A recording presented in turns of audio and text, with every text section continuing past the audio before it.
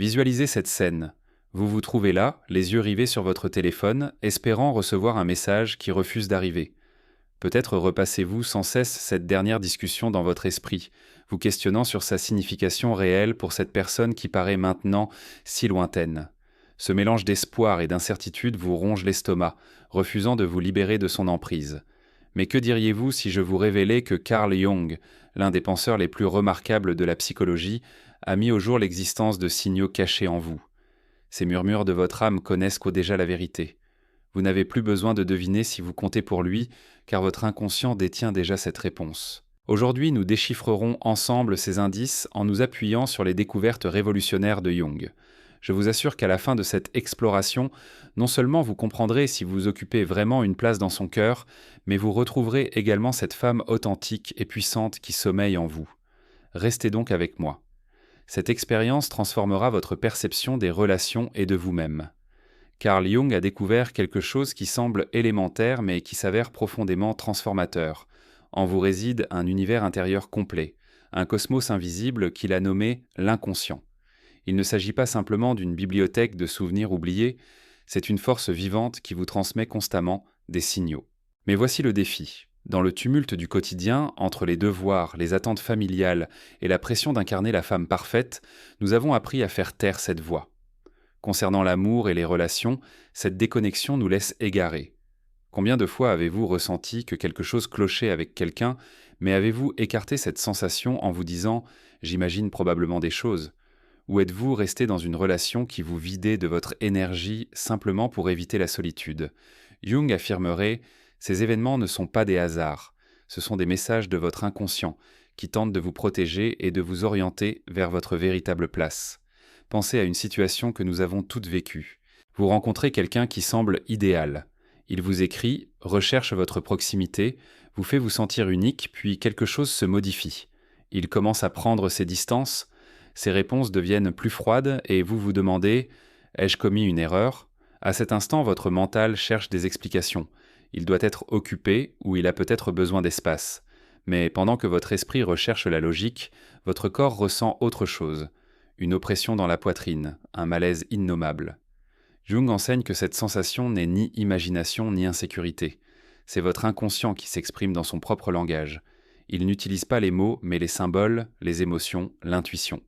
Quand vous l'ignorez, vous vous éloignez d'une vérité que vous connaissez déjà au plus profond de vous. Lorsque quelqu'un devient distant, ce n'est pas toujours à cause de vous, mais c'est toujours un indicateur de ce que représente réellement cette connexion. Accordez-vous maintenant un moment de pause et respirez profondément. Repensez à la dernière fois où vous avez éprouvé cela. Peut-être avec un ex, un ami, ou justement cette personne qui occupe vos pensées en ce moment. Que vous disait votre corps? Qu'avez-vous ressenti au plus profond de vous, au-delà de ce que vous vouliez croire? Jung dirait que la clé se trouve précisément là. Votre inconscient ne ment jamais. Aujourd'hui, nous apprendrons à l'écouter pour ne plus jamais douter de votre valeur ou supplier l'attention de quelqu'un.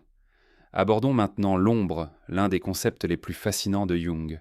L'ombre représente cette partie de vous que vous dissimulez, que vous refusez de voir, vos peurs, vos insécurités, tous ces moments où vous vous êtes sentie insuffisante. Voici une vérité inconfortable, mais libératrice. Quand quelqu'un s'éloigne et que vous commencez à questionner votre valeur, ce n'est pas toujours lié à lui. C'est votre ombre qui remonte à la surface. Imaginez-vous attablé avec des amis autour d'un café, et l'une d'elles dit qu'il ne vous écrit pas parce qu'il a probablement trouvé quelqu'un de mieux. Ou vous vous retrouvez à faire défiler les réseaux sociaux, vous comparant à des femmes apparemment parfaitement heureuses. À ce moment-là, ce n'est pas lui qui vous fait douter. C'est votre ombre qui murmure des incertitudes déjà présentes. Mais Jung ne percevait pas l'ombre comme un ennemi. Bien au contraire, elle est un professeur. Quand vous l'écoutez, quand vous trouvez le courage de l'affronter, elle vous montre exactement ce qui nécessite une guérison, afin que vous ne dépendiez plus jamais de la validation d'autrui pour connaître votre valeur.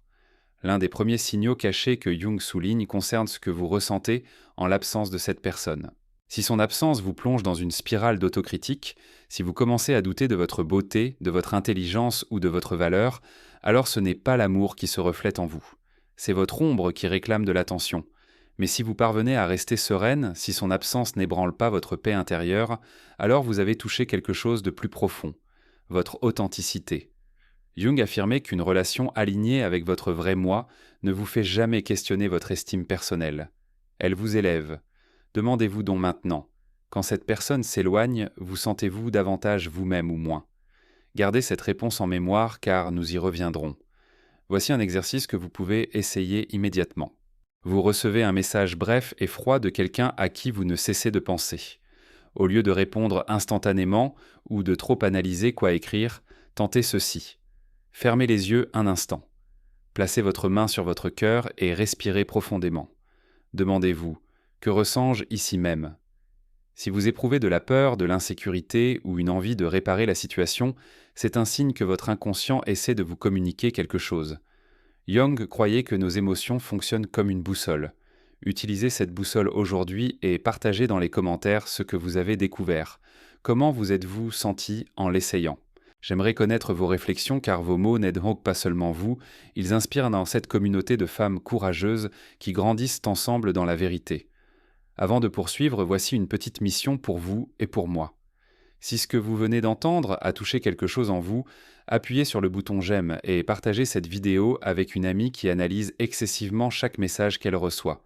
Ce n'est pas simplement une vidéo de plus, c'est une révolution personnelle qui commence avec vous. Si vous n'êtes pas encore abonné, faites-le maintenant et activez la cloche car ce qui suit sera encore plus puissant. Découvrons maintenant comment votre inconscient vous révèle si cette personne mérite vraiment votre énergie. Tout se rattache à ce que Jung appelait la projection. Mais avant d'approfondir, prenez un moment pour absorber tout cela. Inspirez et expirez. Avez-vous déjà passé du temps avec quelqu'un qui vous épuisait complètement? Vous êtes assises ensemble, détendues. Tout semble aller bien. Mais quelque chose dans ses paroles ou son comportement commence à vous oppresser de l'intérieur. Vous vous sentez invisible bien que vous soyez assise juste devant lui.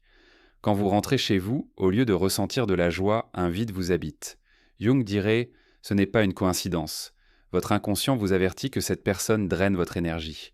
Votre énergie constitue votre don, votre lumière, la force qui vous permet d'aimer et de réaliser vos rêves. Quand quelqu'un puise constamment dans votre énergie sans rien donner en retour, votre corps le saura bien avant que votre mental ne le comprenne. Voici un exercice simple. La prochaine fois que vous rencontrez cette personne, observez comment vous vous sentez après. Repartez-vous avec le sourire ou le cœur vide? Si c'est le second cas, ne l'ignorez pas. Jung enseignait que protéger votre énergie n'est pas de l'égoïsme, c'est un acte d'amour-propre. Quand vous continuez à dire oui à quelqu'un qui vous vide, vous dites également non à la femme qui mérite d'être aimée sincèrement. Écrivez dans les commentaires qui dans votre vie drainent votre énergie. Vous n'êtes pas obligé de les nommer, mais décrivez ce que vous ressentez après avoir été avec eux. Partagez votre histoire.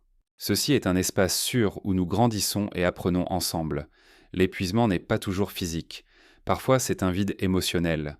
Pensez à une relation qui semble parfaite de l'extérieur. Il vous écrit de temps en temps, dit des choses gentilles, et pourtant vous sentez que quelque chose ne va pas. Peut-être lui préparez-vous le dîner, et bien qu'il soit physiquement présent, vous avez l'impression qu'il n'est pas vraiment là. Jung dirait que cette sensation de vide n'est pas accidentelle. Votre inconscient vous montre que cette personne ne reconnaît pas votre essence. Maintenant, réfléchissons à quelque chose de différent. Avez-vous déjà remarqué comment certaines personnes vous font vous sentir plus vivante simplement en étant près d'elles? Elles n'ont même pas besoin de parler. Leur présence suffit à vous faire rayonner. Jung appelait cela l'authenticité partagée. Quand deux personnes s'alignent sur leur vrai moi, quelque chose de magique se produit. L'énergie ne se draine pas, elle se multiplie. C'est le genre de connexion que vous méritez. Pas quelqu'un qui vous laisse vous questionner constamment, mais quelqu'un qui vous fait vous sentir chez vous dans votre propre peau. Si la personne à laquelle vous pensez ne vous fait pas ressentir cela, votre inconscient a déjà la réponse. Parlons maintenant de quelque chose que Jung appelait l'individuation. C'est le processus de devenir qui vous êtes vraiment, pas qui vous pensez devoir être. Quand vous vous engagez dans ce voyage, quelque chose d'extraordinaire se produit. Vous cessez d'avoir besoin de la validation des autres parce que vous trouvez votre propre centre. Imaginez ceci. Vous êtes dans une relation où vous marchez constamment sur des œufs, analysant chaque mot qu'il dit, chaque expression sur son visage. Puis un jour, quelque chose change en vous. Vous réalisez que vous méritez quelqu'un qui vous célèbre, pas quelqu'un qui vous tolère. Cette prise de conscience, Jung l'appellerait un éveil de l'âme. Quand cela arrive, vous ne cherchez plus l'amour par désespoir. Vous l'attirez par authenticité. Et c'est là que réside la véritable magie. Les bonnes personnes sont attirées par votre lumière, pas par votre besoin. Voici une question puissante que Jung poserait. Qui seriez-vous si vous n'aviez peur de rien? Pas qui vous pourriez être, mais qui vous seriez si toutes les couches de peur, de doute et de conditionnement social étaient retirées. Cette femme existe déjà en vous. Elle attend simplement que vous la reconnaissiez. Prenons un moment pour explorer la projection plus profondément. Jung découvrit que nous voyons souvent chez les autres ce qui existe en nous. Si vous êtes constamment attiré par des hommes émotionnellement indisponibles, ce n'est peut-être pas une coïncidence.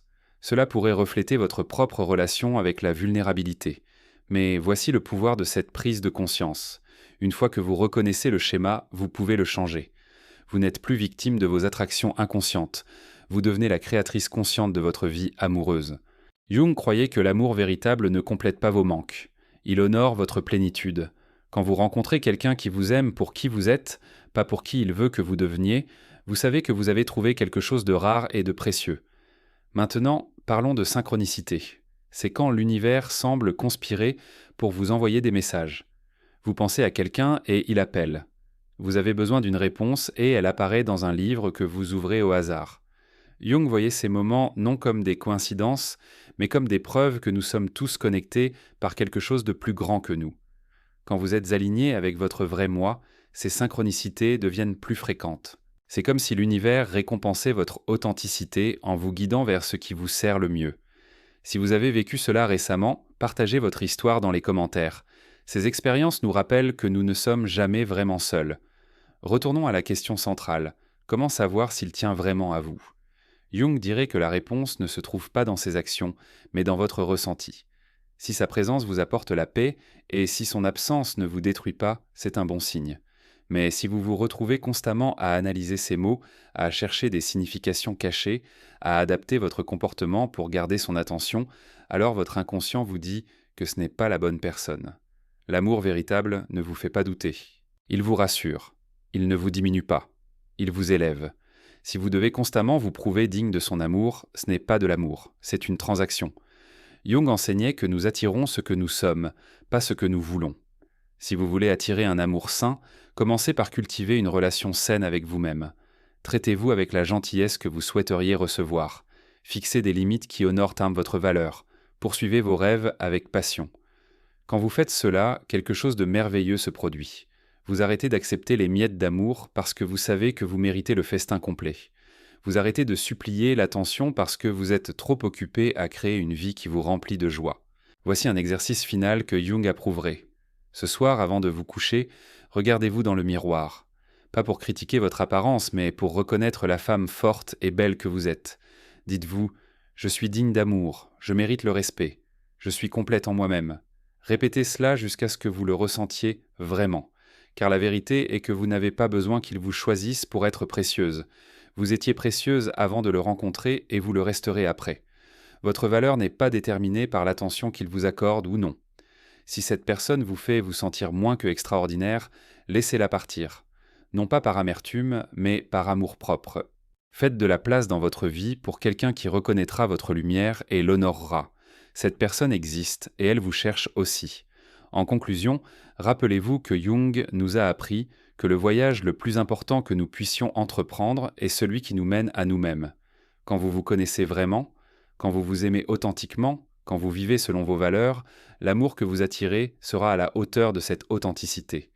Vous ne devez plus jamais vous demander si vous comptez pour quelqu'un. Vous comptez, point final. La vraie question est, cette personne compte-t-elle pour vous de manière saine et épanouissante ? Écoutez votre inconscient. Il connaît déjà la réponse. Si ce message vous a touché, partagez-le avec une amie qui a besoin de l'entendre. Abonnez-vous pour plus de contenu qui vous aidera à grandir. Racontez-moi dans les commentaires quelles révélations vous avez eues aujourd'hui. Vos mots inspirent cette communauté de femmes courageuses. Rappelez-vous, vous êtes ici pour briller, pas pour supplier. Vous êtes ici pour aimer, pas pour souffrir. Vous êtes ici pour créer une vie si belle que vous n'aurez plus jamais besoin de quelqu'un d'autre pour vous sentir complète. Le voyage commence maintenant.